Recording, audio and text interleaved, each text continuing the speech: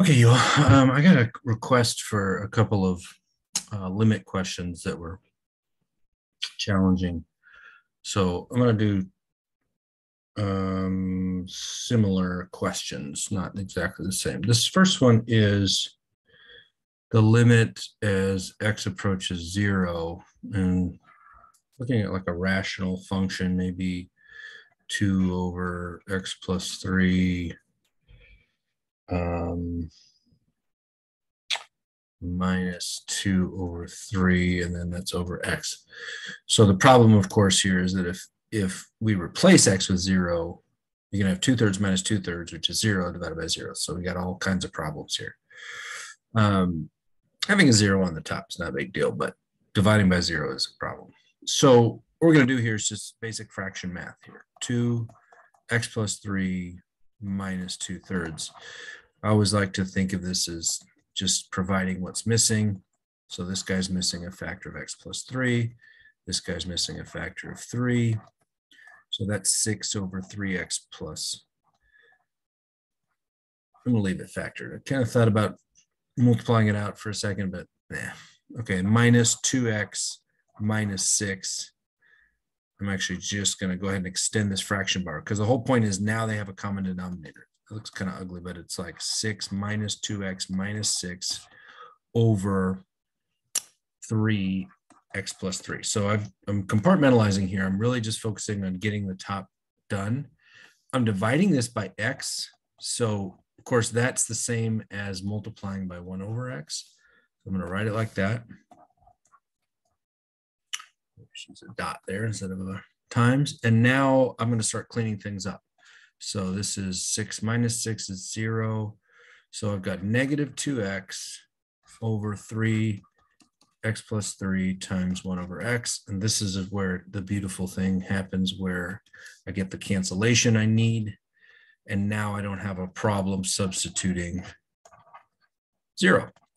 I can take the limit as x approaches 0 by just literally substituting 0. So this is going to be negative 2, 3 times 3. So negative 2/9. Okay. So another problem that the person asked about was, oh yeah, difference of squares. So the limit as, was it limit as x approaches 4? Let me see if I can get this right. Yeah, and again, I'm making up these problems so that they're similar. X minus 4. Yeah, I think this is it, right? Because again, you get square root of 4 to minus, which is 2. 2 minus 2 is 0. 4 minus 4 is 0. So we got a problem. But keep in mind that the bottom can be factored as the difference of squares.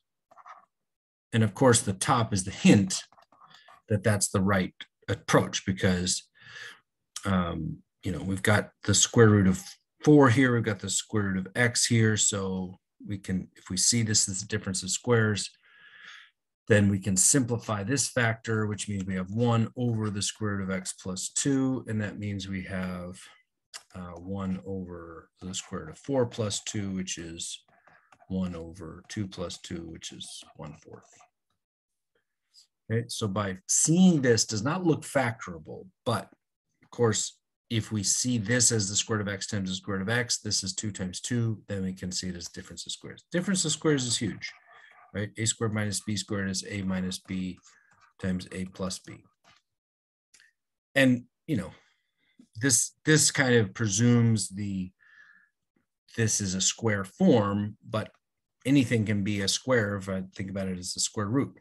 So if I have a minus b, that would just be the square root of a minus the square root of b times the square root of a plus the square root of b. So I can still factor this into the difference of squares. Okay, so that was another one. And then the third one is a little weird. And I've got to try to get this right. So the limit as x approaches 0 again, square root of 9 plus x minus 3 over x. So again, we've got a problem with the direct substitution. We end up with 0 over 0, but the dividing by 0 is the real problem here. The trick here is to multiply by the conjugate. So the square root of 9 plus x plus 3, we can do the same thing on the top and the bottom.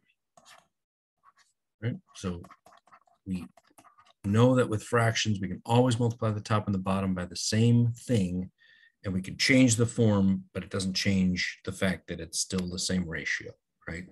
It's going all the way back to 1/2 is the same as 3/6 is the same as 4/8 or whatever.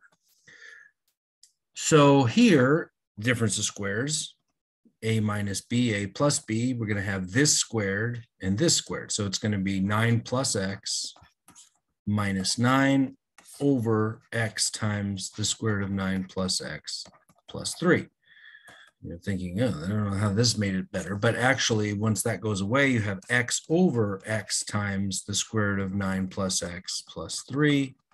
And of course, this simplifies, and so we get 1 over the square root of 9 plus x plus 3, and we can substitute 0 there. 1 over the square root of 9 plus 3 is 1 over 6, I think, once you break it all down.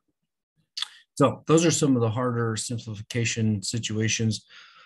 So one of the things that brings up, right, for me is like all of the underlying skills, radical simplification, a lot of fraction work, being comfortable with simplification and taking things to the next step. So those are all very fundamental tools in your toolbox.